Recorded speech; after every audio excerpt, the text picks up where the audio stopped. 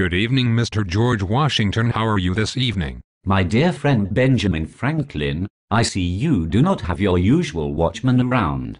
Any juicy news you would care to tell about? Well, the Philadelphia Quakers have found the very first anti-slave state.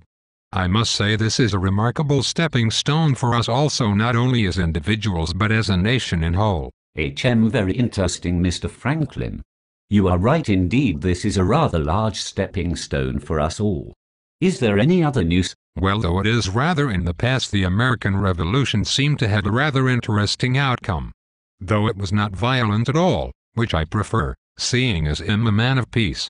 It had greatly caused the ideas of our society to change, along with many of our social customs. Not to mention our political institutions. Very interesting to hear. Though I had known of its happening, I was not quite sure of many its different outcomes. Although they do all seem to be rather positive, which is very good to hear. Very much so. Also, surely you heard of how Continental Congress, and how they had drafted a new constitution for us to go by. I am not sure as to whether or not it will be good or bad, but I am trying to be optimistic.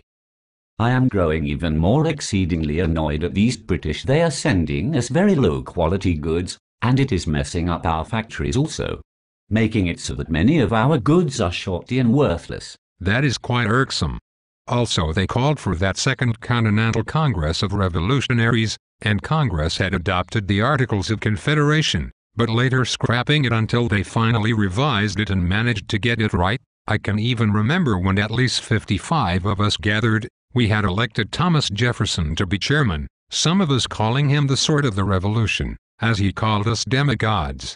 With me being an elder of the statesmen, it was an honor, although they claimed I talked too much and assigned me a watchman so that I wouldn't speak as much. I cannot blame them. You have had a tendency to talk a lot, Mr. Franklin. Although I'm enjoying our conversations, so do go on with this gossip. I enjoy these talks we have too. Oh, and I also remember how we had crowned the father of the Constitution, and Alexander Hamilton the advocate of a super-powerful central government. Although later on Thomas Jefferson, John Adams, and Thomas Paine were in Europe, Samuel Adams and John Hancock were not elected by Massachusetts. Patrick Henry declined the offer to come, for he claimed that he smelled a rat. I find it funny that 19 of the 55 delegates owned slaves. When this reached Philadelphia, as I stated, they scrapped the Articles of the Confederation and ended slavery in their area, as I'm sure you heard of Shays' Rebellion. Terrible loss for us, as those black men overtook all of our men and piked their heads as an example of what would happen if you tried to get in their way. Although I did find it rather odd that Thomas Jefferson was level-headed about the whole and ceded. He is claiming that not one country before has existed a century and a half without a rebellion. Even though I don't agree with being calm about it, Mr. Jefferson does hold a very good point. Why, yes indeed, that was quite a horrific incident. Though I hear our elected government had taken care of the situation.